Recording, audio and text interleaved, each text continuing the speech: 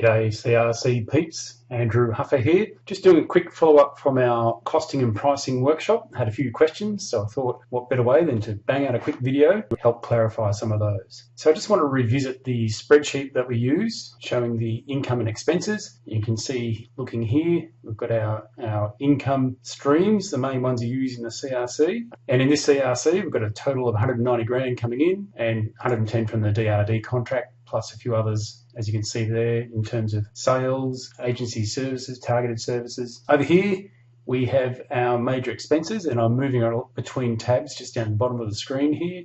So our major expenses here are from general operations, financial management, advertising, courses, equipment, IT support, and the biggie, of course, is wages and super. So what I've done here is divide these into two areas. One, which is your variable costs in the dark orange. They're the ones that pretty much, depending on how often you're open and the level of activities you have some control over those. The overhead costs are pretty much the ones in the lighter orange. They're the ones that are basically your fixed costs that you're going to have throughout the year. So that's an important point, and it's mainly because when we come to looking at our profit levels, there's two items you'll see here. The gross profit, which is this figure up here in the screen in the purple box. So that basically brings in your major income, F12, if you look here. So it's taking your full income and taking away your variable costs. So if we go back to our expenses sheet here, so our variable costs here are 9,400. So if we go back here, the figure is that 190 minus your 9,000 odd, which gives you a gross profit of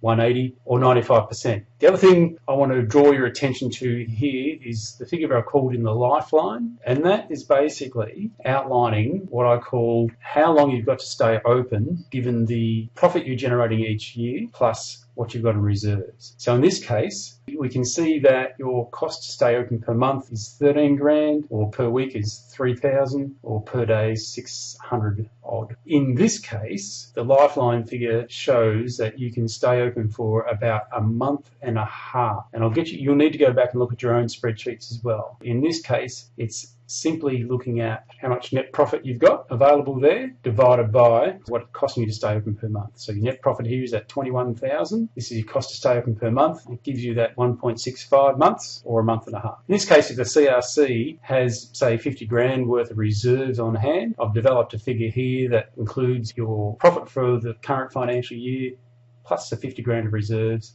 Says that this CRC would be able to stay open for 5 months if no further income came in.